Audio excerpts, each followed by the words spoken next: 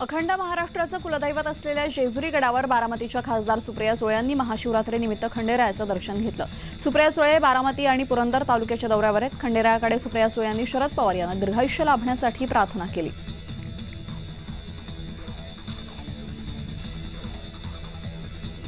हिंगोलीच्या सेनगाव तालुक्यातील खुडजमध्ये 20 नागरिकांना उपवासाची भगर खाल्ल्याने विषबाधा झाल्याची घटना घडली। शुक्रवारी एकादशी निमित्त सर्व नागरिकांनी उपवासाची भगर खाल्ली। त्यानंतर रात्री नागरिकांना मळमळ होणे, चक्कर होणे, उलट्या येणे असा त्रास जाणवू लागल्याने या सर्व नागरिकांना सेनगावच्या ग्रामीण रुग्णालयात उपचारासाठी दाखल करण्यात आलं।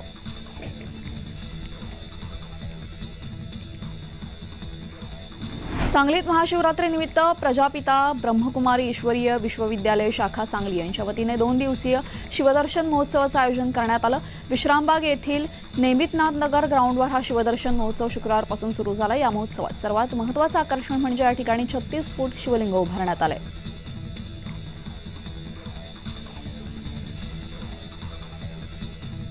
मुळशी तालुक्यातील कोळवण खोऱ्यामध्ये महाशिवरात्रीनिमित्त भालगुडी येथे स्वयंभू श्री नारायणाच्या मंदिराची आकर्षक विद्युत रोषणाई आणि रंगीबेरंगी सुगंधी फुलांची सजावट करण्यात आली। पहाटेपासूनच दर्शनासाठी भाविक गर्दी करू लागले।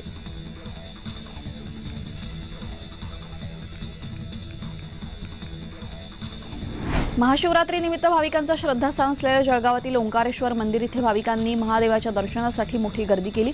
मंदिर भाविकांसाठी सकाळपासूनच खुलं करण्यात आलं असून सकाळी महादेवाच्या मूर्तीवर अभिषेक करण्यात आला।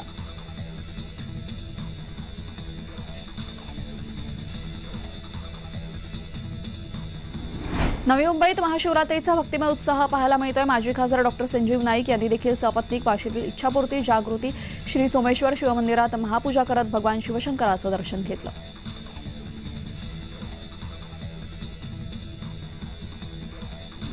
जागतिक महिला दिनाचं औचित्य साधून माणगाव शिवजयंती उत्सव समितीच्या माध्यमातून कर्तृत्ववान महिलांचा माणगाव नगराध्यक्ष ज्ञानदेव पवार यांच्या हस्ते शिक्षक, आरोग्य, सामाजिक, राजकीय, समाजसेवक, पोलीस अशा विविध क्षेत्रातील महिलांना शार आणि श्रीफळ देऊन स्मृतिचिन्ह देऊन त्यांना सन्मानित करण्यात आलं।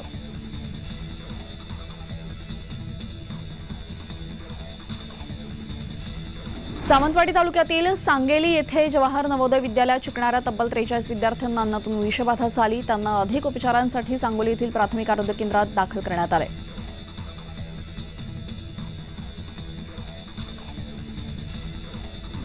वर्ध्याच्या हिंगणघाट तालुक्यातील पोहणा इथं रुद्रेश्वराची यात्रा सुरू झाली। 3 दिवसीय यात्रा चालणार असून इथल्या हेमाडपंथी रुद्रेश्वराच्या दर्शनासाठी भक्तांनी रांगा लावल्यात। हर हर महादेवचा जय जयकार करत पोहरा नगरी दुमदुमून गेली।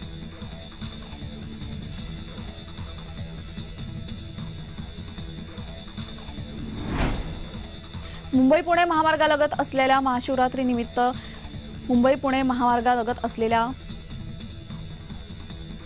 घोराडेश्वर डोंगरावर पहाटेपासूनच भक्तांनी दर्शनासाठी एकच गर्दी केली। भक्तांची घोराडेश्वर डोंगरावर शिवशंकर शंभूच्या दर्शनासाठी झुंबड उडाली।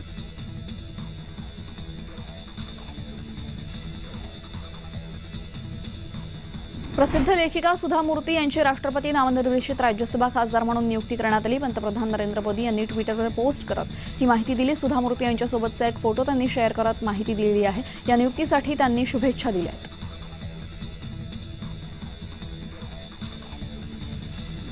आंतरराष्ट्रीय महिला दिनानिमित्ताने महिलांसाठी गोरेगाव पश्चिमेमध्ये मुंबई महापालिकेच्या माध्यमातून बांधण्यात आलेल्या वसतिगृहाचं उद्घाटन पश्चिम उपनगराचे पालकमंत्री मंगलप्रभात लोढा यांच्या हस्ते करण्यात आलं। आधुनिक सुविधांसह महिलांसाठी अतिशय चांगला असा 180 वसतिगृहांचा उद्घाटन समारंभ आज महिला दिनानिमित्त करण्यात आला। मुंबई महापालिकेकडून मुंबईमध्ये अशा पद्धतीने 5 ठिकाणी अजून महिलांसाठी वसतिगृह बांधली जाणार असल्याचं मंगलप्रभात लोढा यांनी सांगितलंय।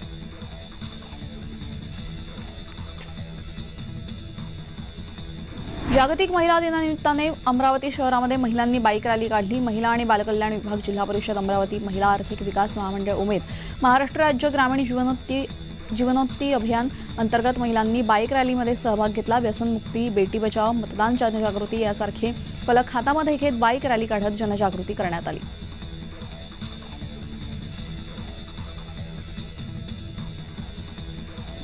खुलताबाद तालुक्यातील खिरडी गावात शेतवस्तीवर राहणाऱ्या कष्टकरी शेतकरी महिला, त्यांच्या कुटुंबातील सदस्यांचा जागतिक महिला दिनाचं औचित्य साधून 1 दिवसा अगोदरच महिलांची साडी आणि शाल देऊन त्यांचा सन्मान करण्यात आला।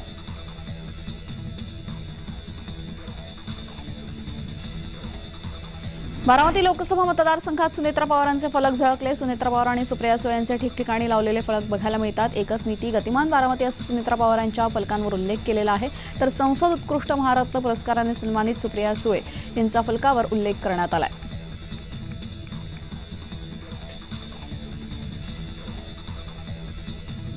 वर्ध्याची रुपाली चेके जिल्ह्यातील पहिली शाळा वाहन चालक महिला बनली। आर्थिक अडचणींमुळे शाळेच्या वाहन चालनाचा व्यवसाय तिला स्वीकारावा लागला। सुरुवातीला समाजातून विरोध, मात्र आता तिचं सर्वत्र कौतुक केलं जातंय।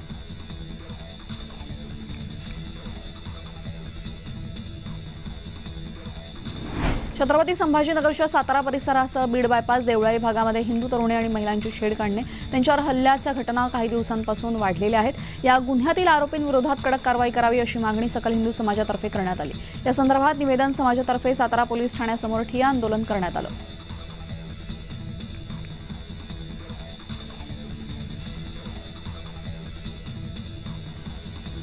आज महिला दिनी आमच्या सरकारने एलपीजी सिलेंडरच्या किमती कमी केलेल्या आहेत। 100 रुपये कमी केलेले आहेत। त्यामुळे देशभरातील लाखो कुटुंबांवरील आर्थिक भार लक्षणीयरित्या कमी होईल। विशेषतः आपल्या नारी शक्तीला फायदा होईल।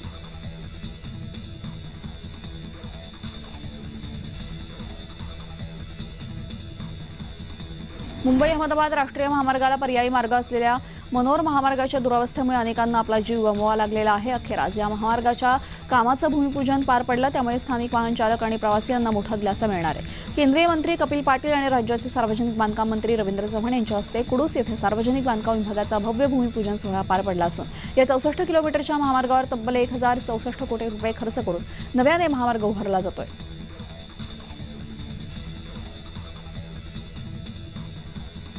देवेंद्र फडणवीस यांचं स्टेटस का ठेवलं असं म्हणत केज तालुक्यातील लहुरी गावामध्ये गणेश चाळक याने राष्ट्रपती गटाचे युवक तालुका अध्यक्ष कैलास चाळक याला बेदम मारहाण केल्याची घटना घडली। गणेश चाळक गंभीररित्या जखमी झाले असून अंबेजोगाईमधील स्वामी रामानंद तीर्थ रुग्णालयामध्ये उपचार सुरू आहेत।